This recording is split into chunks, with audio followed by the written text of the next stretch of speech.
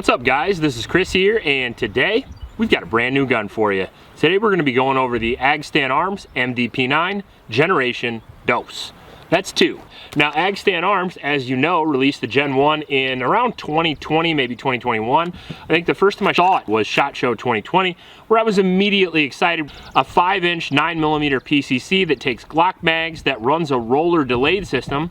If you're unfamiliar, that's the same system as the MP5 and the JP5, my 2 favorite pistol caliber carbines of all time. And it also happens to fold. It's 3.5 pounds, and it has AR ergonomics. So that really is the ideal PDW for most people. You're looking at the MP5K essentially, but lighter with AR controls that takes Glock mags. MP5K really hasn't been beat in 50 years, and there's a pretty good reason for it. It's an excellent gun, and this was supposed to be the next iteration. The problem is new guns don't always come out perfect, and sometimes they have some issues. I didn't get my first version from Angstadt Arms, but I did get this one, but it won't change my opinion, and you'll see everything that happens today regardless. Now the first one we had an awful lot of problems with, including some parts breakages and stuff falling off the gun during the first shot. Previously on Honest Outlaw. Wow. Well, that didn't take very long. What's that about? Nothing. Seems to me like it's not locking. And they went to work making a Generation 2 unbeknownst to me. They sent me an email a few months ago telling me all the changes that they made, and they completely redesigned the system. So hopefully it works better, but we'll have to see.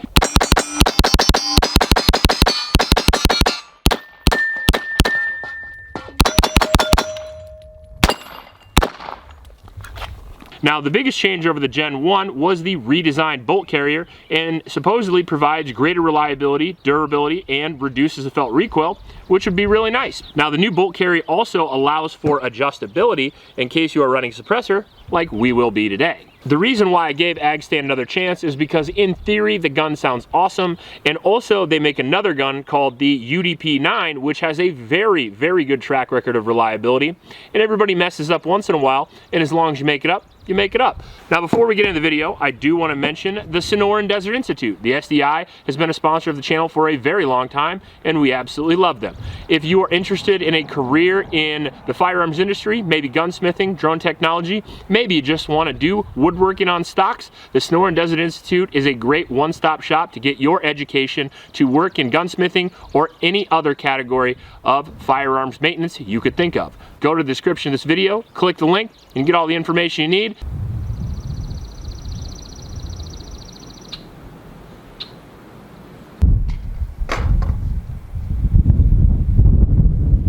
All right, now before we shoot this, I just wanted to show you how small this thing is. 3.5 pounds, which is really incredible. 5-inch barrel, and with it folded, man, it is super tiny.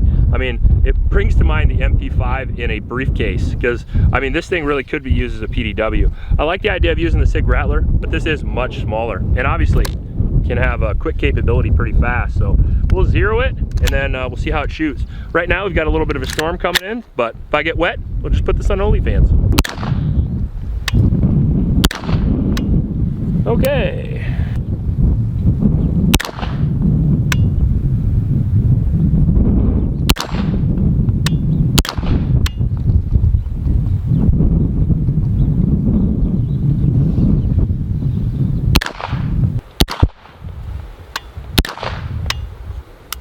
Pretty good group.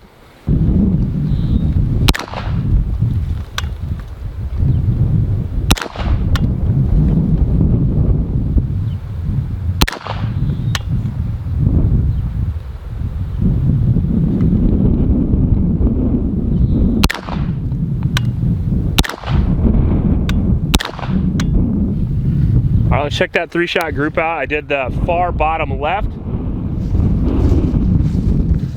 First at 25 yards, I think that's a pretty good distance to zero your PCC, because you're gonna shoot self-defense. I mean, you're shooting over 25 yards. It's gonna be hard to explain to a jury.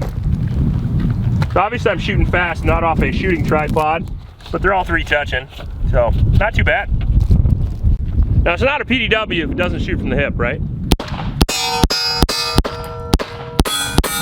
Looks like it does.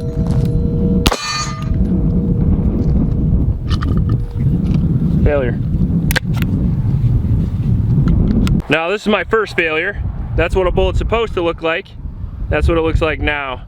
It looks like it hit the chamber somehow and got stuck between the bolt and the chamber, and it looks like it pushed the projectile actually in the case there, which is very strange. I don't think I've ever seen that before.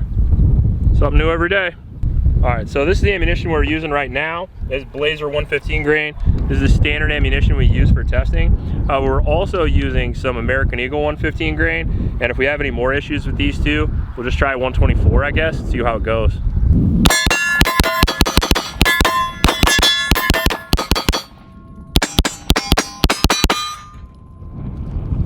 Well, that worked there.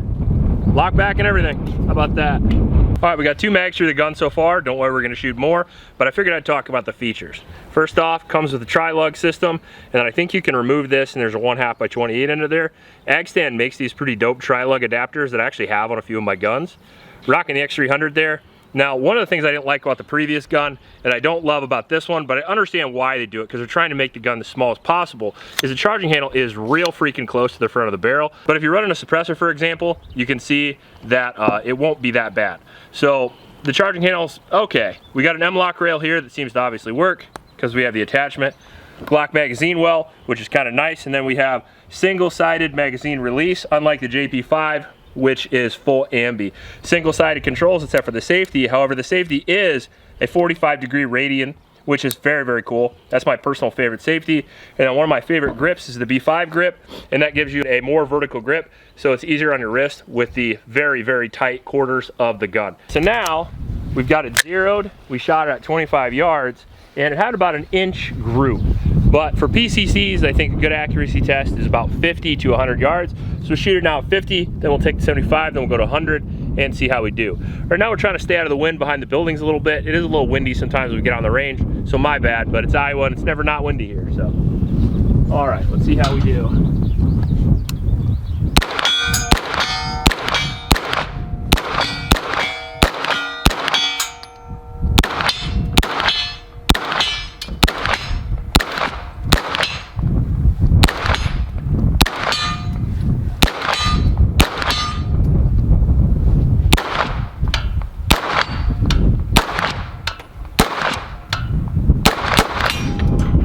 I was having some trouble hitting those plates actually. I don't know if that's my trigger pull or what, but I also don't have my ear pro on, so if I hit them I couldn't hear it anyway.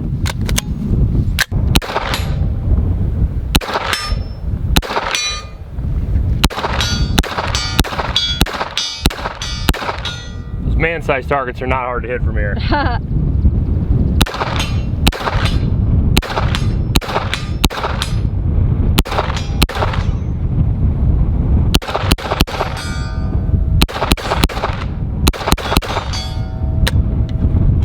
Now, I will admit, it's a little bit lighter than my JP5, and it's a little bit lighter than the MDP-9 So when I am shooting it in long strings of fire, I do notice the dot moving around just a little bit more than I would. But also, if you're carrying this thing all day, especially in a backpack, you're gonna like that 3.5 pounds.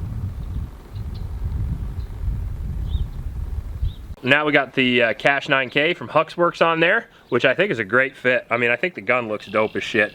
And so far, I've wanted this gun to work so bad because of the feature set, and it has. So we're at about 95 yards here, and it has occurred to me that we're probably gonna have a zero shift, so hopefully it's not too bad.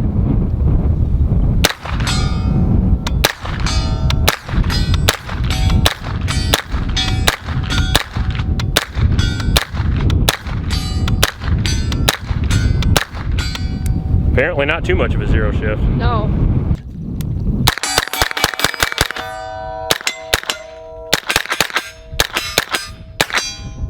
Woo! Well, that doesn't suck. So far, the Gen 2 is living up to its name. This gun actually shot 200 rounds today. We had one failure in the beginning, and then my buddy Nick and I from PewView and PewView Cameraman, we actually shot 100 rounds through this as well.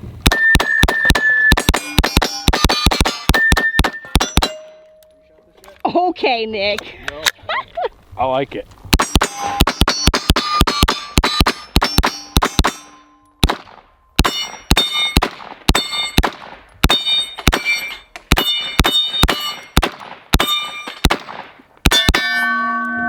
So 300 rounds of 115 grain 9mm, no 124 like I said I was going to, just because I didn't have it, and we just shot all 115 grain. American Eagle and Blazer worked really well. We had that one failure, and it was super weird where it pushed it into the case. It seemed like it smacked off the chamber or something like that. I'm not sure what happened there. That could honestly have been ammunition. Who knows? We didn't have any parts fall off the gun or anything like that, and the gun actually ran really well. So it was super accurate. The recoil impulse, because of the roller delayed system, is really low, and that's killer because it's only a 3.5 pound gun. The X-Tar is also a 3.5 pound gun, but instead of being all metal construction, it is polymer, which is arguably less durable over time, and it does have more recoil than this gun does, because this is roller delayed and that is blowback. That being said, that gun is $500. This gun is, I think, 20 something, 2,600. Help me out here, honey. How much is this? I have no idea. We have no idea. Google it. We're great reviewers. But we got this from Angstadt. I didn't pay for it, so it is what it is. It's over 2,000 though, which is a lot, so it puts it in the caliber of guns like the MP5, the MCX, the Chris Vector, and tons of other PCCs that can do a similar thing. Now, are they as light as this? No. Are they roller delayed? Some of them are. Do they have AR controls? The JP5 definitely does, and I would consider this to be a direct competitor to the JP5 pistol, which you guys have already seen. I love that gun, and I've had over 2,000 rounds through that with extreme reliability, and although it is heavier than this gun, it does shoot better. Now, this one is lighter, and that will be very nice if you're going to be carrying around, because the philosophy of use of the JP5 and this are different. The JP5 is meant for range use, it's meant for competition, so of course it shoots fast and accurately, whereas this one is meant for self-defense, and this one is very compact, it's very lightweight, and I would argue it's probably the most compact 9mm PCC you can currently get. The X-Tar is close, but I think this one is a little bit smaller, and on top of that, this folds, and that takes off a whole lot of length. Now, without the suppressor on there, and with this thing folded, you could easily fit that into any backpack that you wanted to have, and you could store that in your car safely and that kind of thing. You could have a solid truck gun, or you could have a PDW for whatever situation you might need. If you're in a security force, or if you're a contractor or something like that, this may appeal to you. That being said, I'm not going to recommend this at all, because we're going to have to put at least 700 to 1,000 more rounds through this to make sure this one is reliable. And we also have the MDP-9 from Angstadt Arms, and we'll be shooting that as a direct competitor right next to this, because that is their flagship product, and we'll see how that one runs as well. Now, I've got a few buddies who have that, and they have very good experiences with it, and that is one of the reasons, if not the reason, why I chose to give Angstadt a second chance. That being said, talk about a company with balls. I mean, I've literally done 3 videos now basically condemning the damn gun, and they email me and ask me if I would like the Gen 2. You'd have to be pretty freaking confident in order to do that, and obviously we're, and so far it's paid off. So all props to them. You can talk shit all you want, but when a company remedies the issues that they had previously, I got nothing but respect for them. If you like this video, please like and subscribe. Please help out Oklahoma shelters, and remember to recycle. I'll check you later.